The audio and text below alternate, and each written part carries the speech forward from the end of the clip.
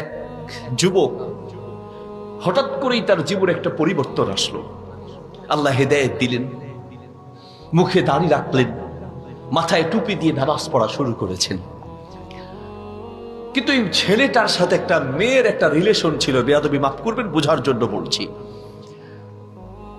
ছেলেটা যে মেয়ের সাথে রিলেশন, তাকে একটা মেসেজ পাঠিয়ে দিয়েছে, আজকের পর তোমার সাথে আমার আর কথা হবে না, আমি আল্লাহর পথে চলে এসেছি, তুমিও আল্লাহর পথে আসো।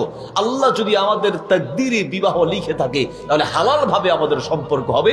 বলেই নাম্বার ব্লক করে সিম পাল্টিয়ে আল্লাহর পথে চলা শুরু করেছে। মেয়েটা তাকে খুঁজে সাক্ষাৎ করার কোনো সুযোগ পায় না। একদিন দেখছে এই যুবক অজু করছে একটা পুকুরে, মসজিদে নামাজ পড়তে যাবে, পুকুরে অজু করছে। পুকুরের ওই পারে মেয়েটার বাড়ি। মেয়েটা দেখেই দৌড়ে উঠে সিঁড়ির দিয়ে উঠে ছাদ থেকে যুবকটাকে ডাক দিয়ে বলছে, তুমি বুড়া বয়সের কাম জুয়ান কালে শুরু করছো কেন? তার মানে দাড়ি রাখবা, অজু করবা, নামাজ পড়বা, তওবা করে ভালো হয়ে যাবা, এটা তো হচ্ছে বুড়া বয়সের কাম। বুড়া বয়সে